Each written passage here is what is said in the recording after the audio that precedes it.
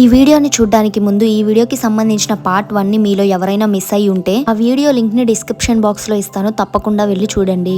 ఆ part 1 video కంటిన్యూషనే ఈ video. So ఇంకా లేట్ చేయకుండా మనం మన ఇండియా గురించి ఇంకెన్నో మరిన్ని విషయాలు తెలుసుకుందాం. ప్రస్తుతం ప్రపంచంలోనే అత్యంత పురాతనమైన మతంగా మన హిందూ మతమే ప్రకటించబడుతుంది. ప్రస్తుతం హిందూ మతమే 3వ అతిపెద్ద మతంగా కూడా నిలిచింది. ప్రపంచవ్యాప్తంగా దాదాపుగా 116 కోట్ల పైగా ప్రజలు హిందూ మతాన్నే కలిగి ఉన్నారు. ఇక హిందూ మతంలో ఉన్న గాడ్స్ విషయానికి వస్తే 3 కోట్లకు పైగా గాడ్స్ ఉన్నారు. ఇందులో ప్రధానంగా సృష్టికర్తగా బ్రహ్మని, విశ్వం యొక్క సంరక్షకుడిగా విష్ణువుని, విశ్వంని పునర్జన్మ చేసేందుకు, నాశనం చేసేందుకు శివుణ్ణి, వీరిని ముఖ్యమైన వారిగా మన హిందువులు భావిస్తారు. హిందువులు 108 అనే సంఖ్యను పవిత్రంగా భావిస్తారు. భారతీయ జనాభాలో వివిధ మతాలను, వివిధ సంస్కృతులను కలిగి ఉన్న జనాలను కలిగి ఉండటంతో పండగలు వంటివి పుష్కలంగా జరుగుతాయి. దాంతో సంవత్సరంలో చాలా రోజులను సెలవు దినంగా ప్రకటిస్తారు. ఇక అధికారంగా ఇచ్చిన పబ్లిక్ హాలిడేస్ పరంగా చూసినా కనీసంగా ప్రతి సంవత్సరం 21 నుంచి 26 పబ్లిక్ హాలిడేస్ వస్తుంటాయి. అందువలన అత్యధిక పబ్లిక్ హాలిడేస్ కలిగిన దేశంగా ఇండియా నిలిచింది.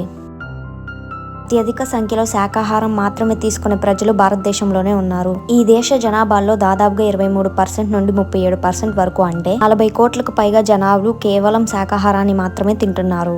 అందువలనే KFC లాంటి నాన్ వెజ్ రెస్టారెంట్లు సైతం భారతదేశంలో వెజ్ ఫుడ్ ని అందిస్తున్నాయి. ఈ ప్రపంచంలోనే అతిపెద్ద మతపరమైన సమావేశం లేదా పండుగ ఏదైనా ఉంది అంటే అదే మన భారతదేశంలో జరిగే కుంభమేళా. దీన్నే భూమిపై జరిగే అతిపెద్ద సమావేశంగా పేర్కొన్నారు. ఎందుకంటే ఈ కుంభమేళానికి అన్ని దేశాల నుండి ప్రజలు వస్తున్నారు. ఒక్క 2019లోనే 15 కోట్లకు పైగా జనాలు కుంభమేళంలో పాల్గొనేందుకు రాగా వీరిలో 10.3% మంది విదేశీయులే ఉన్నారు. సాధారణంగా ఈ కుంభమేళం ప్రతి 4 సంవత్సరాలకి ఒకసారి జరుగుతుంది. అర్ధ కుంభమేళా అనేది ప్రతి 6 సంవత్సరాలకి ఒకసారి, పూర్ణ కుంభమేళా అనేది ప్రతి 12 సంవత్సరాలకి ఒకసారి, మహా కుంభమేళా అనేది ప్రతి 144 సంవత్సరాలకి జరుగుతుంది. ఇంతకీ ఈ కుంభమేళా జరపడానికి కారణం ఏమిటంటే హిందూ పురాణాల్లో ఒక కథ ప్రచారం ఉంది. ఆ కథ ప్రకారం ఒకప్పుడు దేవతల అందరికీ వారి శక్తులు అనేవి పోయాయి. అప్పుడు వారు అసురులతో, అంటే రాక్షసులతో ఒక ఒప్పందానికి వచ్చారు. ఆ ఒప్పందం ఏమిటంటే ఇద్దరూ కలిసి పాల సముద్రాన్ని చిలికి అమృతాన్ని బయటికి తీసుకొని రావాలని. ఆ ఒప్పందం ప్రకారంగా వచ్చిన అమృతాన్ని ఇద్దరు సమానంగా పంచుకోవాలని. అయితే దేవతలు, రాక్షసులు ఒక అంగీకారానికి రాలేక ఒక్కరితో ఒకరు 12 సంవత్సరాలు పోట్లాడుకున్నారు. ఇంతలో దేవపక్షి అనే గరుడు చిలకలా వచ్చి అమృతం ఉన్న ఆ బాండాన్ని తీసుకువెళ్లిపోతాడు. ఇలా తీసుకువెళ్తున్న సమయంలో కొన్ని చుక్కలు భూమి మీద ఉన్న 4 ప్రదేశాల్లో పడ్డాయని నమ్ముతారు. ఈ ప్రదేశాల్లోనే వరుసగా కుంభమేళం జరుగుతూ ఉంటుంది. ఆ 4 ప్రదేశాలే ఉత్తరప్రదేశ్ లోని ప్రయాగ, ఉత్తరాఖండ్ లోని హరిద్వార్, మహారాష్ట్రలోని నాసిక్, మధ్యప్రదేశ్ లోని ఉజ్జయిని.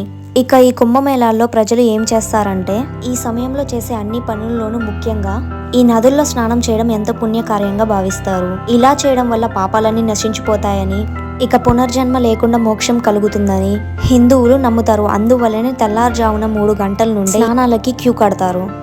భారతీయులు టీని అమితంగా ఇష్టపడతారు. అందువల్లనే కాఫీ కంటే టీనే జాతీయ పానీయంగా భారతదేశంలో స్వీకరించబడింది.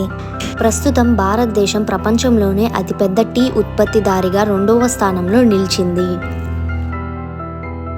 ప్రపంచవ్యాప్తంగా వినియోగిస్తున్న సుగంధ ద్రవ్యాలను 70% సుగంధ ద్రవ్యాలు భారతదేశం నుండి వెళ్తున్నాయి. మసాలా దినుసులను అత్యధికంగా ఉత్పత్తి చేస్తున్న దేశంగా ఇప్పటి వరకు భారతదేశమే నిలిచింది. మన భారతదేశంలో పండిన పసుపు, జీలకర్ర, కుంకుమ మరియు మిర్చి కారం, వీటిని ప్రపంచవ్యాప్తంగా ఎన్నో రెస్టారెంట్లలో ఉపయోగిస్తున్నారు.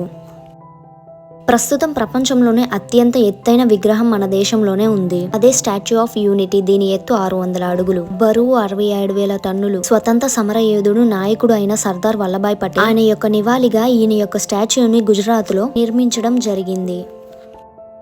భారతదేశానికి మొదటి రాష్ట్రపతిగా డాక్టర్ రాజేంద్ర ప్రసాద్ పనిచేశారు. వారి పదవిలోకి నిర్మితం అయినప్పుడే వీరి జీతంలో కేవలం 50% మాత్రమే తీసుకున్నారు. దానికి గల కారణం అతనికి అంతకంటే ఎక్కువ అవసరం లేదని, ఇవి సరిపోతాయని అన్నారు. వారి పదవీ కాలం ముగిసేటప్పటికి కేవలం వారి జీతంలో 20% మాత్రమే తీసుకున్నారు. ఆ సమయంలో అంటే 1950లో రాష్ట్రపతి యొక్క జీతం కేవలం 10,000 మాత్రమే.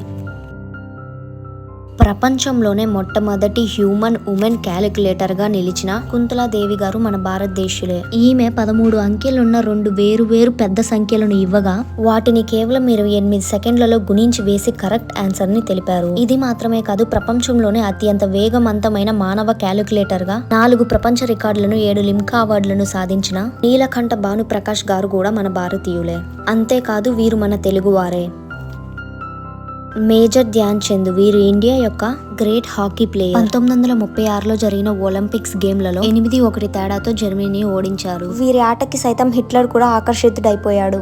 దాంతో ధ్యాన్ చంద్ గారిని పిలిచి జర్మనీ దేశ పౌరసత్వాన్ని ఇస్తానంటే ఆ దేశ పౌరుడిగా ఉండే హక్కుని, జర్మనీ మిలిటరీలో ఉన్నత పదవిని మరియు జర్మనీ దేశ తరపున జాతీయ స్థాయిలో ఆడేందుకు అవకాశం ఇస్తానని వాగ్దానం చేశారు. కానీ ధ్యాన్ చంద్ మాత్రం వాటిని తిరస్కరించి భారతదేశం తరపునే మరిన్ని ఆటలు ఆడి దేశానికి హాకీ తరపున పేరు తెచ్చారు. టెక్నాలజీ అనేది అభివృద్ధి చెందాక ఖగోళ శాస్త్రవేత్తలు భూమి సూర్యుడు చుట్టూ ఉండే కక్షలో ఒక్కసారి తిరిగి వచ్చేటందుకు పట్టే సమయాన్ని 365 రోజుల 5 గంటల 59 నిమిషాల 16 సెకండ్లుగా గుర్తించారు. అంటే దాన్నే మనం 1 సంవత్సరంగా పరిగణిస్తున్నాము. కానీ మన భారతీయ గణిత శాస్త్రవేత్త అయిన భాస్కరాచార్యులు గారు ఈ విషయాన్ని ఖగోళ శాస్త్రవేత్తలు నెక్కించడానికి ముందే కొన్ని వందల సంవత్సరాల క్రితమే తెలిపారు. వారి లెక్కల ప్రకారం ఈ సమయం 365.258 అంటే సుమారుగా 365 రోజులని వారు తెలిపారు. దీన్ని బట్టే చెప్పవచ్చు భారతీయ గణిత శాస్త్రవేత్తలు ఎంత గొప్పవారో అని. యూరోపియన్ గణిత శాస్త్రవేత్తలు పై యొక్క విలువను పైథాగరన్ తీరాన్ని కనుగొనడానికి ముందే మన భారతీయ గణిత శాస్త్రవేత్త అయిన బుద్ధాయన గారు 6వ శతాబ్దంలోనే వీటిని కనుగొన్నారు. అలాగే ఆల్జీబ్రా, ట్రిగ్నోమెట్రీ, క్యాలిక్యులస్ ఇలాంటివన్నీ కూడా మన భారతదేశం నుండే పుట్టుకొచ్చాయి. 1947లో బ్రిటిష్ నుండి భారతదేశం స్వతంత్రం పొందాక జవహర్లాల్ నెహ్రూ గారు ఇండియన్ నేషనల్ కాంగ్రెస్ పార్టీ తరపున మన భారతదేశానికి మొదటి ప్రధానమంత్రిగా ఎన్నికయ్యారు. ఆ తర్వాత 1964 మే వరకు, అంటే ఆయన మరణించే వరకు కూడా భారతదేశ ప్రధానమంత్రిగా దాదాపుగా 17 సంవత్సరాల సేవలను అందించి ఎక్కువ కాలం పనిచేసిన ప్రధానమంత్రిగా నిలిచారు. వీరి మరణాంతరం ఆ తర్వాత జరిగిన ఎలక్షన్లలో జవహర్లాల్ నెహ్రూ గారి కుమార్తె ఇందిరాగాంధీ పీఎం గా ఎన్నికయ్యారు. వీరే భారతదేశపు మొట్టమొదటి మహిళా ప్రధానమంత్రి. కానీ 11 ఏళ్ల పాలన ప్రకారం పీఎం పదవిలో ఉన్న సమయంలోనే వీరిని హత్య చేయడం జరిగింది.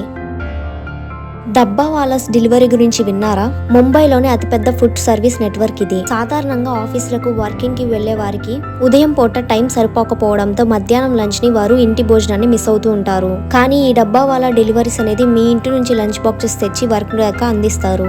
ఇలా ఈ సర్వీస్ అనేది ముంబైలో ప్రతి రోజు 2 లక్షలకు పైగా ఇంట్లో చేసిన లంచ్ బాక్స్లను ఉద్యోగులకు అందిస్తుంది. దీనికి గాను వారు కేవలం 600 నుండి 1000 రూపాయలు వరకు మాత్రమే దూరాన్ని బట్టి, సమయాన్ని బట్టి వారు ఛార్జ్ చేస్తూ ఉంటారు.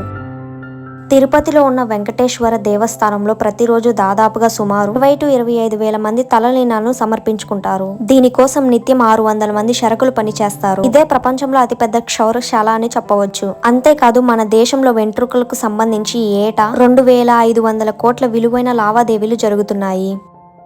భారతదేశపు జాతీయ జంతువు పులి. పులికి ఉన్న బలం, చురుకుదల, అపారమైన శక్తి కారణంగా దీనికి భారతీయ జాతీయ జంతువుగా చోటు దక్కింది. ఇక మీరు తెల్ల పులుల గురించి వినే ఉంటారు. నిజానికి ఈ తెల్ల పులులు అనేవి కేవలం భారతదేశంలో మాత్రమే కనిపిస్తాయి. కారణం ఇవి మన బెంగాల్ పులుల జనులతో సృష్టించబడ్డాయి. అంతేకాదు అడవుల్లో పులులు, సింహాలు రెండింటిని కలిగి ఉన్న దేశం కూడా మన ఇండియానే.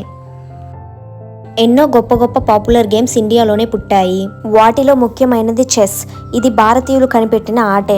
అలాగే karate, polo, ludo, snakes and ladders, kho kho, kabaddi, bull fighting, badminton, playing cards, ఈ ఆటలన్నిటికీ కూడా పుట్టినిల్లు మన భారతదేశమే. ఇంకొక ఆశ్చర్యకరమైన విషయం చెప్పన, కబడ్డీలో మన భారతీయ ఆటగాళ్ల సత్తా ఎలాంటిదంటే ఇప్పటి వరకు జరిగిన 7 కబడ్డీ వరల్డ్ కప్లలో 6 కప్పులను మన వాళ్లే సాధించారు. ప్రపంచంలోనే మొట్టమొదటిసారిగా ఒక ఆలయాన్ని గ్రానైట్ తో నిర్మించింది భారతదేశమే. అదే తమిళనాడులోని తంజావూరులోని బృహదేశ్వర ఆలయం. ఈ ఆలయ శిఖరం 80 టన్నుల గ్రానైట్ ముక్కతో తయారు చేయబడింది. ఈ అద్భుతమైన ఆలయం కేవలం 5 సంవత్సరాల్లో, అంటే క్రీస్తు శకం 1004 నుండి క్రీస్తు శకం 1009 మధ్యలో రాజరాజ చోళ పాలనలో నిర్మించబడింది. నేటికి ఈ ఆలయం నిర్మించి 1000 సంవత్సరాలు దాటినప్పటికీ కూడా చెక్కు చెదరకుండా అంతే అందంగా ఉంది. భారతీయులు అభిమానించే ఆటలో క్రికెట్ ఒకటి. ప్రస్తుతం క్రికెట్ లో అత్యధిక ఎత్తైన స్టేడియం మన భారతదేశంలోనే హిమాచల్ ప్రదేశ్ లో చెయిల్లో ఉంది. దీని సముద్ర మట్టానికి 2486 మీటర్ల ఎత్తులో ఒక కొండపై నిర్మించారు. దీన్ని 1893లో నిర్మించారు. నేటికి కూడా ఇదే ప్రపంచంలోని ఎత్తైన క్రికెట్ స్టేడియం గా నిలిచింది. ప్రపంచంలోని అత్యధిక సంఖ్యలో పోస్ట్ ఆఫీసులను ఇండియానే కలిగి ఉంది. ఇండియాలో మొత్తంగా 169,193 పోస్ట్ ఆఫీసులు ఉన్నాయి.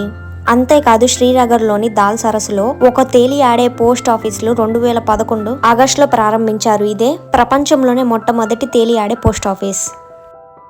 భూమిపైన అతి తేమగా ఉండి నివసించే వాటికి వీలుగా ఉండేది భారతదేశంలో ఒకటి. భారతదేశంలో ఉన్న మేఘాలయ అనేది భూమి మీద ఉన్న అత్యంత తేమ కలిగిన ప్రదేశంగా గిన్నిస్ రికార్డ్ ని సాధించింది. ఇక్కడ ప్రతి ఏటా 11,873 మిల్లీలీటర్ల వర్షం కురుస్తుంది. అన్ని దేశాల్లో ప్రజలు ఆహారాన్ని తినేందుకు ఫోర్క్లను, కత్తులను, స్పూన్లను వినియోగిస్తూ ఉంటారు. కానీ భారతీయులు మాత్రం తమ భోజనాన్ని తమ వేళ్లతో తినడం అనేది ప్రాచుర్యంగా వస్తున్న పద్ధతి.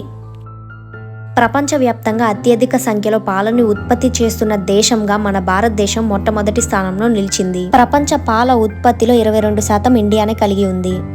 వివాహాల విషయానికి వస్తే భారతదేశంలో వివాహాలు అనేవి ఎంతో అందంగా, ఆర్భాటంగా, సాంప్రదాయంగా, గౌరవంగా కుటుంబ సభ్యులు, బంధువులు, స్నేహితులు ఇలా అందరితో కలిసి 3 నుండి 7 రోజులకు పైగానే జరుపుకుంటారు. దాంతో ఇతర దేశాల వివాహాల కంటే ఇవి ప్రత్యేకంగా గుర్తించబడ్డాయి. అందువలనే విదేశీయులు సైతం భారతదేశ వివాహాలకు ఆకర్షితులవుతున్నారు. మనం ప్రౌడ్ గా ఫీల్ అయ్యే విషయాల్లో ఇది కూడా ఒకటి. జనాభా పరంగా అత్యధిక జనాభాలో 2వ స్థానంలో ఉన్నప్పటికీ కూడా, ఇంత భారీ సంఖ్యలో జనాభాని కలిగి ఉన్నప్పటికీ కూడా ప్రపంచంలోనే 195 దేశాల్లో అతి తక్కువ డైవర్స్ రేట్ అంటే అతి తక్కువ సంఖ్యలో విడాకుల్ని కలిగి ఉన్న దేశం మన భారతదేశమే. లెక్కల ప్రకారం చూస్తే మన దేశంలో ప్రతి 100 పెళ్లిలకు గాను కేవలం 1 జంట మాత్రమే విడాకులను కోరుకుంటున్నారు. ఈ సంఖ్య అనేది మిగతా అన్ని దేశాల కంటే చాలా తక్కువ. దీనికి గల కారణం భారతదేశంలో ఉన్న సంస్కృత ఆచారాలు మరియు పెద్దలు ఏర్పాటు చేసిన వివాహాలే కారణంగా భావిస్తున్నారు. ఇక ఇండియన్ ఆర్మీ విషయానికి వస్తే ప్రపంచంలోనే 4వ అతిపెద్ద మరియు శక్తివంతమైన ఆర్మీని కలిగి ఉన్న దేశంగా ఇండియా నిలిచింది. 14 లక్షల మంది ఎప్పుడూ కూడా యాక్టివ్ లో ఉండగా 11 లక్షల మంది సైనికులు రిజర్వ్ లో ఉన్నారు. ఇక మద్యపానం, ఆల్కహాల్ విషయానికి వస్తే 195 దేశాల్లో అత్యధిక సంఖ్యలో ఆల్కహాల్ ని కన్జ్యూమ్ చేసే దేశాల్లో 103వ దేశంలో ఇండియా నిలిచింది. అంటే ఇతర దేశాలతో పోలిస్తే అత్యధిక సంఖ్యలో జనాభాని కలిగి ఉన్నప్పటికీ ఇండియాలో తక్కువ మంది అధికంగా ఆల్కహాల్ ని సేవిస్తున్నారని చెప్పవచ్చు. ఇతర దేశ ప్రజలు పబ్లలోను, హోటల్లోనూ ఎక్కువగా డ్రింక్ చేస్తారు. కానీ ఇండియన్స్ మాత్రం ఈ ప్రదేశాల కంటే కూడా ప్రైవేట్ ప్లేస్లలోనూ, ఇంటి దగ్గరే స్నేహితులతో కలిసి తాగేందుకు ఇష్టపడుతుంటారు. విదేశీయులు కేవలం ఆల్కహాల్ తాగేందుకు మాత్రమే ఇష్టపడుతూ ఉంటారు. కానీ భారతీయులు ఆల్కహాల్ తో పాటు ఖచ్చితంగా స్నాక్స్ తినేందుకు ఇష్టపడుతూ ఉంటారు. ఇక ఓవరాల్ గా భారతదేశం మొత్తంగా చూస్తే అత్యధిక సంఖ్యలో ఆల్కహాల్ ను సేవిస్తున్న రాష్ట్రంగా తెలంగాణ ప్రస్తుతం నిలిచింది. తెలంగాణ జనాభాలో దాదాపుగా 43.3% మద్యం ని సేవించడంలో ఆసక్తికరంగా పార్టీలు పేరుగాంచిన గోవాని కూడా దాటిపోయి తెలంగాణ అగ్రస్థానంలో ఉంది. ఇక అత్యధిక సంఖ్యలో పొగాకును ఉపయోగించే రాష్ట్రంలో మిజోరాం మొదటి స్థానంలో నిలిచింది. ఇక్కడ జనాభాలో 77.7% పురుషులు, 62% స్త్రీలు వినియోగిస్తున్నారు. తక్కువగా పొగాకును వినియోగించే రాష్ట్రంగా కేరళ నిలిచింది.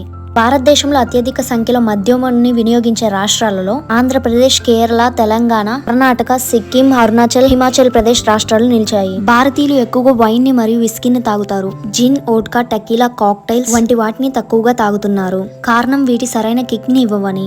ఇక మద్యం తాగే వయసు విషయానికి వస్తే టీనేజ్ కుర్రోళ్లు 15 సంవత్సరాలు దాటినప్పటి నుండి కొంతమంది తాగుతున్నారు. కారణం కొన్ని చోట్ల 18 సంవత్సరాలు, మరి కొన్ని చోట్ల 21 సంవత్సరాలు వారికి మద్యం అమ్మటం నిషేధించబడింది కాబట్టి. కానీ 25 సంవత్సరాల వయసులోపు కుర్రవాళ్ళని గమనిస్తే ప్రతి 100 మందిలో 85 మంది ఆల్కహాల్ ని తరచుగా తాగుతున్నట్లు తేలిపోయింది. అలాగే బీహార్, గుజరాత్, త్రిపుర, లక్షద్వీప్, మిజోరాం మరియు నాగాలాండ్ లోని మణిపూర్ ఈ రాష్ట్రాలన్నీ కూడా ఆల్కహాల్ ని పూర్తిగా బ్యాన్ చేశాయి. ఇక మద్యం మీద పన్నుతో అత్యధిక రాబడులను పొందుతున్న రాష్ట్రాలలో తమిళనాడు, కేరళ మొదటి స్థానంలో 17%తో ఉండగా ఆంధ్రప్రదేశ్ 11%తో, తెలంగాణ 10%తో ఆదాయం పొందుతున్నాయి. ఇక ఓవరాల్ భారతదేశం మొత్తంగా జనాభాలో 11% మంది అధికంగా ఎక్కువగా ప్రతిరోజు ఆల్కహాల్ ని సేవిస్తున్నారు. ఇక భారతదేశ శృంగార కల్చర్ విషయానికి వస్తే ఇతర దేశాలతో పోలిస్తే విభిన్నంగా మెరుగ్గానే ఉంది. విదేశీయులు స్త్రీలు వారి కన్యత్వాన్ని 16 నుండి 17 సంవత్సరాల వయసులోనే కోల్పోతే భారతీయులు మాత్రం సగటున 22 వయసులో వారి కన్యత్వాన్ని కోల్పోతున్నారు. ఈ ఒక్క విషయం ఆధారంగా మన దేశంలో ఎలాంటి లోపాలు లేవని చెప్పలేము. కారణం మన దేశంలో ఏది కూడా బహిరంగంగా జరగదు. కారణం మన దేశ సంస్కృతి సాంప్రదాయాలు కట్టుబాట్లు వలనే ఇవి అదుపులో ఉండటమే. కానీ సమాజానికి తెలియని చీకటి కోణం గురించి మాట్లాడుకుంటే 6,57,800 మంది మహిళలు వేశ్యలుగా అంటే సెక్స్ వర్కర్గా డబ్బు కోసం పనిచేస్తున్నారు. అంటే ప్రపంచంలోనే అత్యధిక సంఖ్యలో వేశ్యులలో బ్రెజిల్ తర్వాత మన ఇండియానే ఉంది. బాధాకరమైన విషయం ఏమిటంటే వీరిలో చాలా లక్షల మంది అమ్మాయిలను క్రమంగా రవాణా చేస్తూ ఈ వేశ్య వృత్తిలోకి దింపి బలవంతంగా పని చేయిస్తున్నారు. భారతదేశంలో వ్యభిచారాల మీద చట్టాలనేవి అస్పష్టంగా ఉన్నాయి. అందువలన కొన్ని చోట్ల ఇవి ఇల్లీగల్ గానే జరుగుతున్నాయి. ఇక ఈ శృంగార వ్యాపారాల్లో కూడా 2 రకాల కేటగిరీస్ ఉన్నాయి. వేశ్యులుగా కొందరు మరియు కాల్ గర్ల్స్ గా కొందరు పనిచేస్తున్నారు. వేశ్యుల్లో ఎక్కువగా దళితులు మరియు వెనుకబడిన కులాల వారు ఉండగా అన్ని రకాల మతాల స్త్రీలు ఉంటున్నారు. వీరు నెలకి 2,000 నుండి 24 వరకు ఆదాయం పొందుతున్నారు. ఇక కాల్ గర్ల్స్ విషయానికి వస్తే వీరిలో అన్ని కులాల వారు చదువుకున్న వారు ఉంటున్నారు. వీరు నెలకి 40,000 నుండి 8 లక్షల వరకు ఆదాయం సంపాదిస్తున్నారు.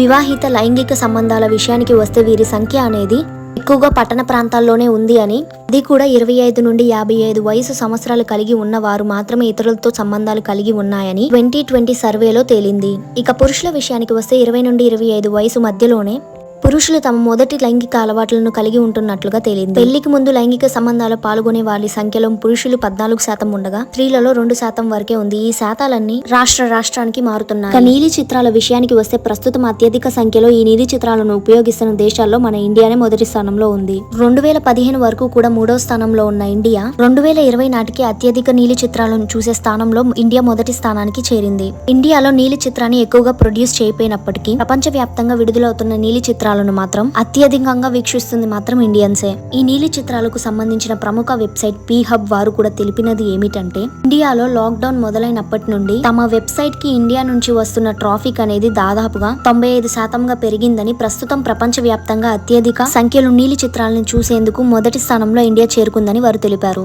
ఈ విషయంలో ప్రభుత్వం అదుపు చేసేందుకు ఎంతలా ప్రయత్నిస్తున్నప్పటికీ కూడా విఫలం అవుతూనే ఉన్నాయి. సో ఇది ఫ్రెండ్స్, ఈ వీడియో మీరు కొత్త విషయాలను తెలుసుకునేందుకు ఉపయోగపడిందని భావిస్తున్నాను. ఈ వీడియో కానీ మీకు నచ్చినట్లయితే జస్ట్ లైక్ చేయండి చాలు. ఇలాంటి మరెన్నో ఇన్ఫర్మేటికల్ వీడియోస్ ఇక నుండి నా నుండి మీరు పొందేందుకు మన ఛానల్ అయితే సబ్స్క్రైబ్ చేసుకుని నోటిఫికేషన్ బెల్ ని ఆన్ చేసుకోగలరు. అండ్ మీరు ఏ దేశాల గురించి తెలుసుకోవాలి అనుకుంటున్నారో ఆ దేశాలని నాకు కామెంట్ బాక్స్ లో తెలపండి. Thank you for watching. Have a good day.